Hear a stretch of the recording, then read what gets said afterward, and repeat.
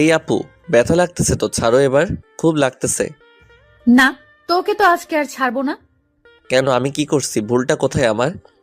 কি ভুল মানে হারামজাদা? সবার সামনে তখন কি করলি? এরপরও বলতেছিস কি ভুল? এটা কি ভুল নাকি? এটা তো ভালোবাসা, বুঝো না? এই পিচ্ছি, কি বললি? কি বুঝোস ভালোবাসার? আমি সব বুঝি পাগলা।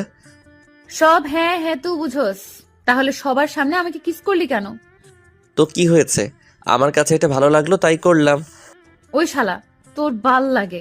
এখন সবাই কি ভাববে আমাকে? আরে যে যারা ভাবার ভাবুক, এবার তো ছাড়ো, খুব ব্যথা লাগতেছে। হুম, তোর তো কিচ্ছু হবে না। কেউ কি ভাবলো না ভাবলো। এই বলে আমাকে ছেড়ে দিয়ে হন হন করে চলে যায়। উফ, কি যে ব্যথা লাগতেছে, লাল হয়ে গেছে একদম কানটা। এই আপনারা আবার অন্য কিছু ভাববেন না, ওকে? অতক্ষণ কেন আমার কান ধরে রাখছিল? চলুন এবার পরিচয়টা দেওয়া যাক। আমি তাহিন, এবার ইন্টার দ্বিতীয় বর্ষে উঠছি। আর নওরিন মানে এতক্ষণ যে আমার কান ধরে রাখছে, ও আমার 2 ইয়ার সিনিয়র। নওরিনকে আমি প্রথম দেখাতে ভালোবেসে ফেলি। অনেকবার বলছি ওকে ভালোবাসি এই কথাটা, কিন্তু তার উত্তর একটাই, আমাকে ভালোবাসে না। তাই আমি ওর পিছনে আঠার মতো লেগে থাকছি। আর কানে ধরার কারণটা তো আপনারা জানেন, তাহলে আবার শুনুন। ওকে, আমি কলেজে সবার সামনে কিস করছি, তাই কানে ধরে টানতে টানতে নিয়ে আসে একপাশে। গল্পের সাথে থাকুন, সব জানতে পারবেন।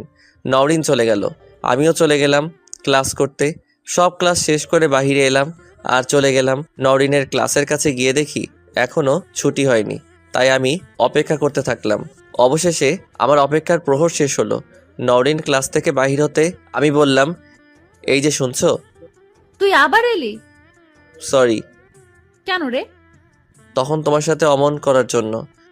যা করার তো করেই ফেলেছিস। এখন সরি বলে লাভ কি? জানি তুমি কষ্ট পাইছো তখন। আর হবে না কোনোদিন, এবারের মতো ক্ষমা করে দাও।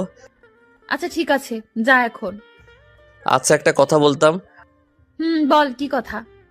রাগ করবে না তো প্রতিদিনের মতো? আচ্ছা বল, রাগ করব না, কি কথা বল। I love you. এটা বলার পর আমাকে আর কে পায়, দিলাম এক দৌড়। দৌড়াতে দৌড়াতে একটা পাকা জায়গায় চলে আসলাম আর দাঁড়িয়ে হাঁপাচ্ছি। কিছুক্ষণ দাঁড়িয়ে থাকলাম, তারপর আবার হাঁটা শুরু করলাম বাসার দিকে। বাসায় এসে ফ্রেশ হয়ে নিলাম, ফ্রেশ হয়ে কিছু খেয়ে নিলাম। এইভাবে প্রতিদিন নরিনকে জ্বালাই।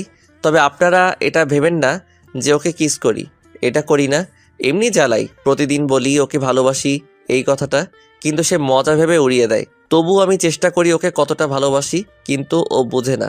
আজকে ভাবছি ওকে কলেজে সবার সামনে প্রপোজ করব। যেই ভাবা সেই কাজ। চলে গেলাম নওরিনকে খুঁজতে। অবশেষে খুঁজে পেলাম। দেখলাম ও ওর বান্ধবীদের সাথে বসে আড্ডা দিতেছে। তাই আমি ওকে ডাক দিলাম আর ও আমার ডাক শুনে আসলো। তখন আমি হাঁটু গেড়ে বসে ওকে বলি,